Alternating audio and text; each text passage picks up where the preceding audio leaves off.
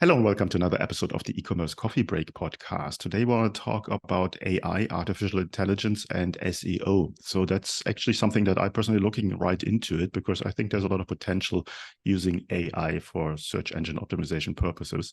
And with me on the show, I have Andrew Maffettone. He is an e-commerce marketing focused entrepreneur and fellow podcast host. He has over 15 years of experience in the e-commerce industry and now is the founder CEO of bluetusker.com, a full service marketing agency for e-commerce sellers that helps brands expand their reach through robust digital strategies. So let's dive right into it. Hi, Andrew. How are you today? Doing good. How you doing? Thanks for having me on. Andrew, AI all over the place, and SEO is probably one of the oldest marketing strategies when it comes to the interwebs. How can we bring these two things together to make the most out of it? AI and SEO are working together very well. I think in my opinion, AI and SEO are probably working together better than any other strategy. I think AI is a very sexy term, and a lot of brands and platforms and stuff are just throwing in their own thing that like, oh, we have AI. But from an SEO perspective, I find that it's doing very well. It caught on pretty quickly. Some of the other stuff, people use it for imagery and video and things like that. And it's, if you've seen it, it's close, but it's not there yet. It's a little creepy. But with SEO, it still gives you that benefit of being able to edit things and review things. So I think that in my perspective, it's possible that AI may maybe not fully replace SEO, but it's definitely going to completely change how SEO has been done, probably about like 3 to 5 years from now. But with where we're at right now, it's been fantastic to be able to speed things up, really start to learn about your data, write a lot of content, and just make sure that you're able to provide that whole EEAT stuff that Google focuses on. Mm-hmm. Now, Google obviously is the 300-pound gorilla in the cage when it comes to SEO. They're sort of giving all the guidelines, even if they're unknown, on how to do SEO. Now, a lot of e-commerce merchants are obviously interested to get their product listings as high as possible. Are there any tools yet or any strategies on how to use SEO and AI for Shopify merchants and WooCommerce merchants and whoever is out there selling something? Yeah. So why don't I go through kind of like our process, right? So right in the beginning, we want to map out like which target keywords do we want to go after, right? That's usually relatively straightforward based on the product line, the collection. And then if you go a little bit more top of funnel, you're looking into audience style words, like if they're searching like how-tos and things like that. But you start off with your main keywords, right? There are aspects of SEO of AI that you can do in there. You can leverage things like a basic, like a chat GPT and something like that, and ask it about what terms you should be looking at when you have a product like this. Or you can go a little bit deeper and use like SEMrush does have a little bit of AI functionality to it. But otherwise it also is meant for that. So that's a lot of what you can do. So when we get started with the keyword research side, we like to look at pretty much every platform out there because they all give you slightly different data. So we look at aggregating all that data to kind of truly paint a picture for us. So we'll look at SEMrush, Moz, and Ahrefs. Now, once you figure that out, the next step is to look at, we'll come back to on-page and off-page stuff in a second, just from a content creation side and then from your product pages, et cetera. Now you're looking into, okay, do I need to create an article with this, or do I need to create a product description, or am I changing copy on a core page, something like that? So for the sake of this, let's say we're looking at article descriptions. We now want to look at what are our competitors ranking for, right? Those similar platforms can do the same thing. They can help you figure out what your competitors are ranking for, the keyword difficulty. If you want to incorporate paid advertising into your SEO strategy, it gives you your cost per click, that kind of stuff. Once you start going, the next thing to do is obviously go into the writing phase. Now, with SEO, there's a lot of best practices. We usually don't write anything under like 1,500 words. We want to make sure that, obviously you have your H1 tags, but you got several H2 tags, 3s, 4s, etc. You've got bullet points. Make it really easy to read. Don't make these big, massive paragraphs. Then you've got internal links, external links. Obviously, you want to do a CRO aspect to the blog, which I'll touch on in a second. But the next thing you want to do from there is the writing part, right? Like you want to go ahead and write it. This is where AI has been awesome. You can go and plug it into ChatGPT. ChatGPT is going to limit how much words you can actually get out of it. I think it's like 500 or something like that. So we've incorporated using Jasper right now. We've also looked at a few others out there. Basically, what you can do there, like with us, we're an agency, so we have multiple profiles, but even just a solo brand, right?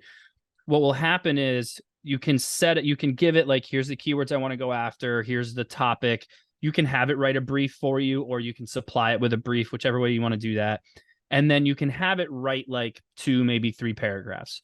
You can then edit those paragraphs, hit a button, and it will create more paragraphs for you and more content based on the edits you put in place.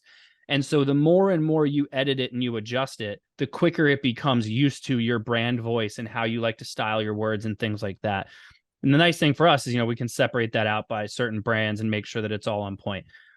The thing with AI, though, that I'm not a fan of is it's still difficult to give it that little like nuanced brand voice that you typically will want a brand to have to stand out. AI can be very, very fluffy and just like a bunch of garbage. So while we're leveraging AI, we still have writers that are using it. And then once it's completed, we still have editors reviewing it.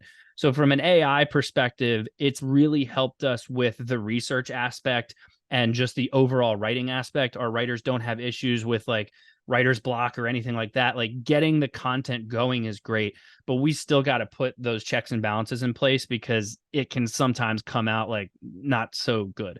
You can do the same stuff with product descriptions, all that kind of stuff. Then once that is published and you're live, the other aspect is once it's up, usually about 30 to 60 days later, we then use Surfer. So I think it's SEO Surfer or Surfer SEO. I can never remember what they do. There's Surfer. And what you can do is you can take the article that you wrote after it's been published for a little while, compare it to several other articles that you were trying to outrank, and it can actually read all of that and give you insight into how many additional words you should probably add, how many new images you should add, H1 tags, et cetera, H tags, et cetera. So now you're not just, which I find is the biggest issue with, SEOs and e-commerce sellers. They write these articles, they throw them up there, and then they go, it didn't work, let's write the next one. If you go back and you consistently update them, you refresh them, they work really well. So this platform really helps you do that. So we just constantly go back and refresh old articles while making new ones at the same time. So there's a bunch of different platforms out there, and they're all used in different areas. From a content creation side is where I find AI to be one of the strongest right now. Mm-hmm. A lot of golden nuggets that you addressed there. I think Neil Patel said it as well, that you need to refresh content. You don't need to really rewrite, just go back and refresh, and then it will start ranking again.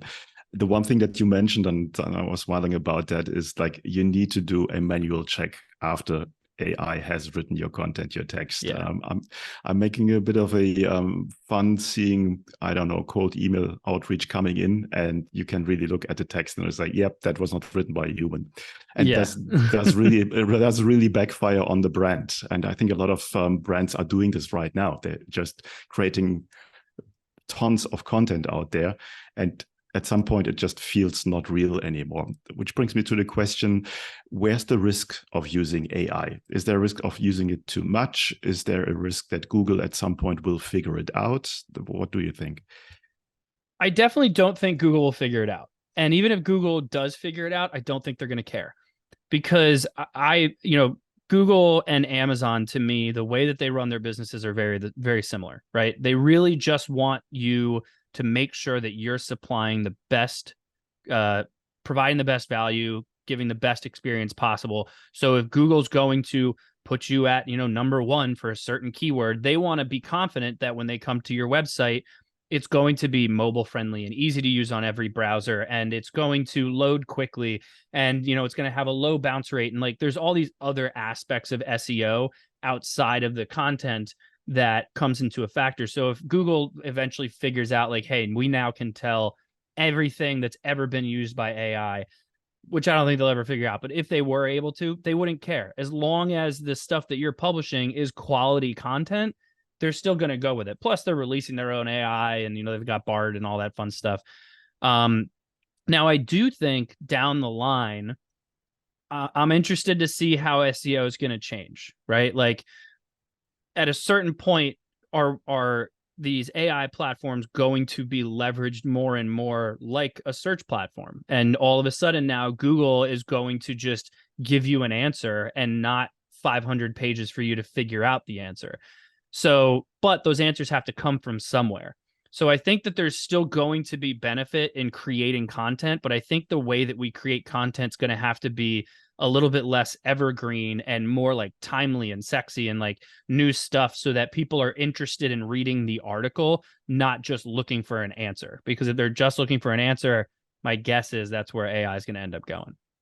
Mm-hmm. Now, with bluetusker.com, you're running a full-service marketing agency for e-commerce sellers. Where would you rank SEO as a strategy in the overall marketing landscape? Where would you rank it? Is it something that's high there, up there, or something that's more like a side project? How do you deal with that? Right now, SEO is definitely one of the top 3 things we usually focus on. Specifically for e-commerce, that, and we work with like CBD brands and stuff sometimes, which they don't have a choice. That's really all they can do. But from an SEO perspective, like when I started Blue Tusker, one of the very first things I started doing was creating content. I got a writer, started having them do SEO stuff, because I know that when you do SEO and you do it correctly, it takes a very long time for it to really start to show its face, right? 6 months in, depending on how fast you're putting out content and adjusting things, you really start to feel it. And then after about a year, you're like, oh, I'm so glad I did this. So I knew, like, let's just get it started now. So a year from now, I'll be happy about it. I definitely think that SEO in many situations is exactly what Shopify sellers need to be focusing on, because they're going to be thanking themselves later. Cost per clicks are always going up. CPMs are always going up, especially this time of year when everyone's looking into things and everyone's advertising. CPMs are already up at the day of this recording. So by having a strong organic approach, you're getting in all these sales that you've built an asset for, that you're not having to pay as much. So your customer acquisition costs come down over time. Plus, the other side of it, and one of the things I always talk to our sellers about is like, well, what's the end goal here, right? Are you trying to sell? Are you trying to exit the business? So if you are, right, like I always say this to Amazon sellers, like if you're just selling an Amazon business, you've got just what? Your product, your profit, and your process is kind of all you can sell. When you've got your own brand, you've got an email list, you've got a social following, and then even that organic traffic that's coming in is easily retargeted. So all of a sudden, it really opens up your buyer pool of who's interested, because you've built this website into a great asset that's just bringing in revenue on an organic basis. So I love focusing on SEO. I think it's probably one of the better long-term strategies to stay focused on. Mm-hmm. Obviously, revenue generated from organic traffic is the best, because that's basically for free, not completely for free. You had to invest in SEO first, but at the end of the day, it's the cheapest traffic, and you mentioned that.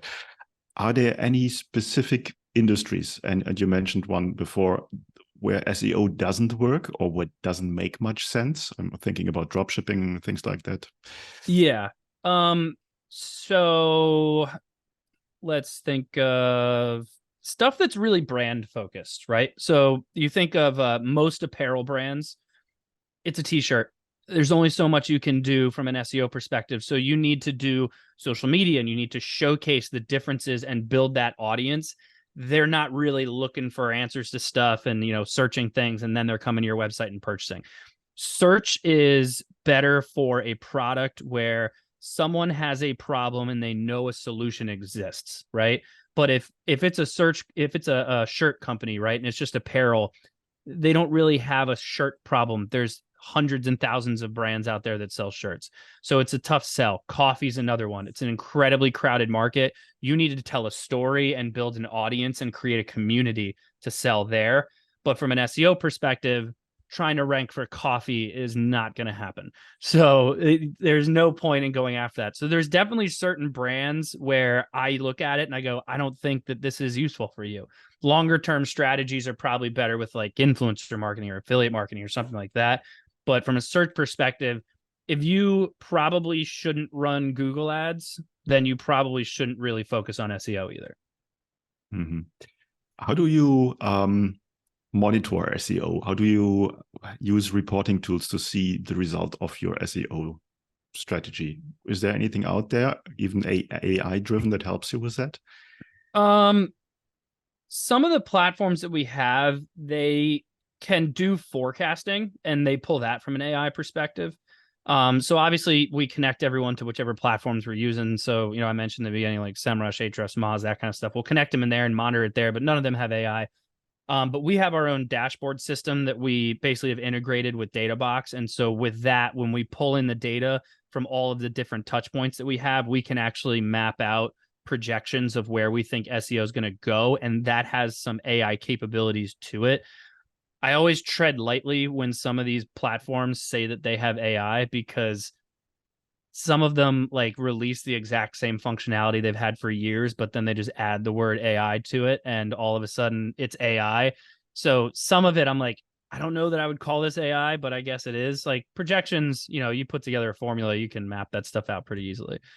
But yeah, so from a reporting perspective, it's usually directed that way. Okay, let's come to what you do. Full service agency for e-commerce sellers. What kind of services do you provide? Who's your perfect customer? So we almost primarily work with D2C e-commerce sellers, private label for the most part. We've got a couple drop shippers we work with, but not many of them. Really our focus, we're almost like an outsourced marketing department. Basically, I was in-house for years. I was in-house with a couple different brands, big 8-figure sellers, like mid 8 figures. And I was the only marketer in-house. And so it drove me crazy, because I'd have like some contractors, or we'd have like an intern for a summer, and then I'd have like 2 or 3 agencies we're working with, and I could never get them all to work together. They didn't talk to each other. My SEO agency didn't talk to my Google Ads agency, even though they were doing things that were helping each other. I was like, they don't want to work together. And it became wildly frustrating. And so I was like, okay, let's explore one of these full service agencies. And they exist where, they're out there, but almost all of them set it up where it's like you get X amount of hours of someone's time, and they know a little about a lot. And it's like, okay, that's not going to cut it either for a brand that size. So our approach is very different. Our account strategists act as almost fractional CMOs. And then we have specialized departments. So I have a team that solely does SEO, and they don't do anything else. I have a retention team, paid ads team, who's got a Google Ads, Amazon, and Facebook team underneath them. Got a whole website design UX team.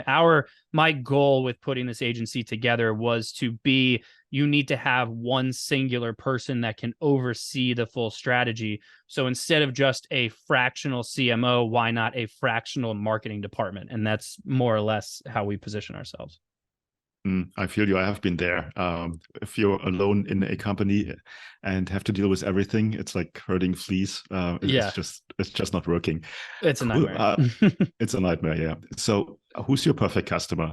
What kind of brands, verticals, industries do you work with? In terms of like, verticals and industries, we're pretty all over the place. I've got a ton of B2B e-commerce sellers we work with. I've got apparel brands and coffee brands and CBD and different restricted brands with alcohol and sex toys and like all this different stuff. So from an industry perspective and a vertical perspective, we're pretty much, it doesn't really matter.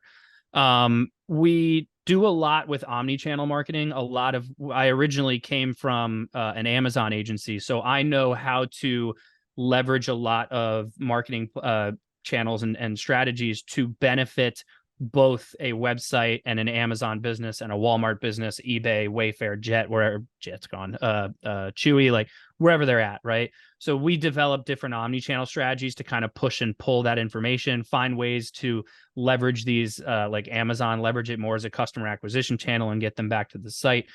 But really we focus a lot with private label sellers. They tend to be closer to about $1 million a year annual or higher. I've definitely got a handful that are smaller. I've got a handful that are much larger. It kind of depends on a few things. And then it comes down to tech stack, stuff that the team's really familiar with. We're Shopify partners. We are also BigCommerce partners, but really those are the only 2 platforms that we tend to work with. We're Klaviyo partners and MailChimp and HubSpot partners. So depending on those, that's kind of where we keep that.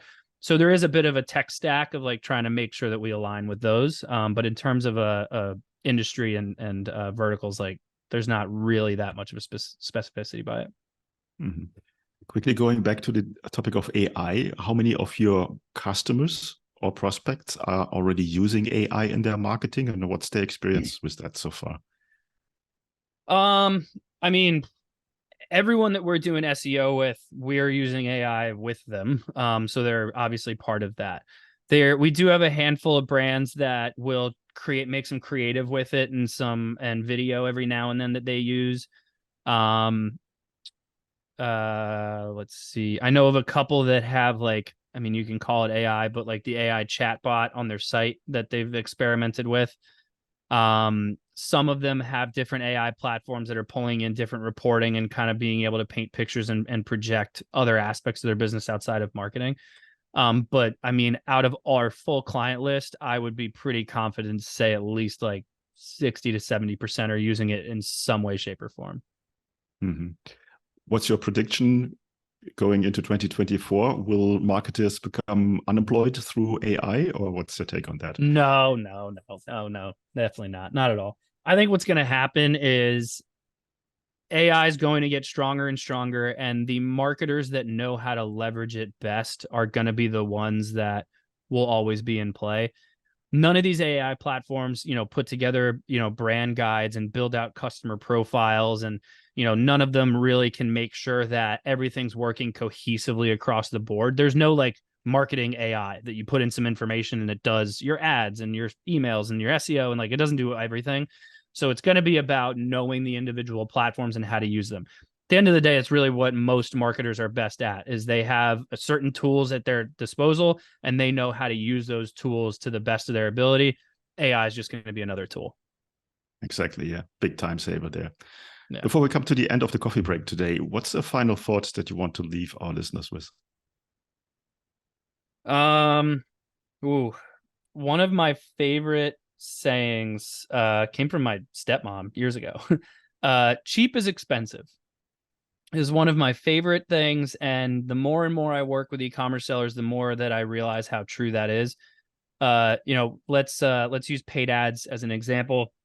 We'll have some sellers who are like, oh, I want to try, let's say Pinterest ads, and they want to put a very small budget behind it to give it a test.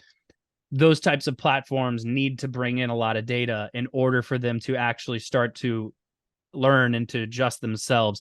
So by being so cheap, you're actually going to spend significantly more time trying to figure out what actually works, which, especially if you're working with an agency or someone on like an hourly rate, you're paying them to manage it. So then all of a sudden you've actually spent more than if you actually used the platform correctly.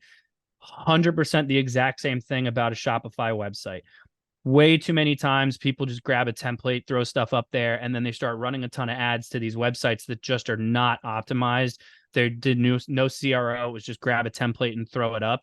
And basically, not to curse on your show, but like to half-ass it is going to be very expensive. You're going to spend a ton of money on advertising and all your marketing initiatives, driving traffic to a website that just doesn't convert. So not spending money on putting a quality website together and then not spending the money to continuously optimize it with, CRO and overseeing like strategy testing, things like that. It just blows my mind. So if anything I could take away from this show, I always say like cheap is expensive. If you're going to do it right, or just don't do it. 100% agree. If you want to grow a business, you need to take some money and make it work. And with $25 on a ad set, you probably won't get far. Andrew, where can people find out more about you?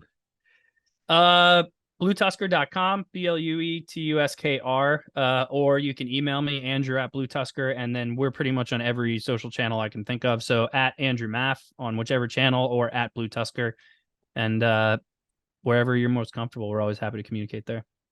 We'll put the links in the show notes as always, and it's just one click away.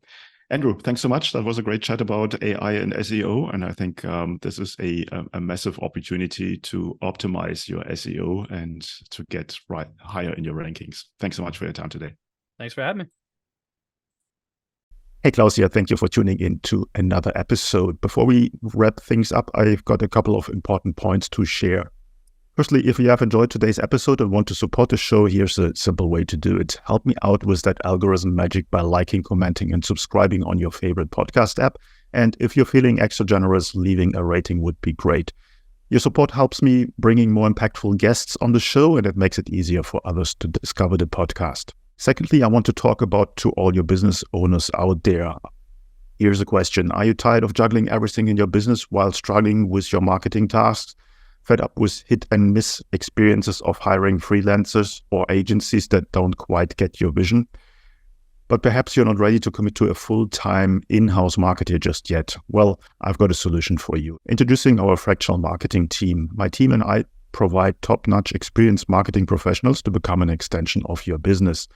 Not only will they save you up to 50% on cost compared to traditional hires, but they also take care of all this time-consuming, repetitive and complex marketing tasks that have been holding you back. And this way you can concentrate on what truly matters, the core of your business. To learn more about how we can help you to scale up your online sales with a fractional team member, head over to our website, smart-ecommerce-marketing.com, or reach out to me directly and I'll get you the details. You will find the links in the show notes. Thanks for being a part of our podcast community, and remember, your support means the world to me. Until next time, see you then.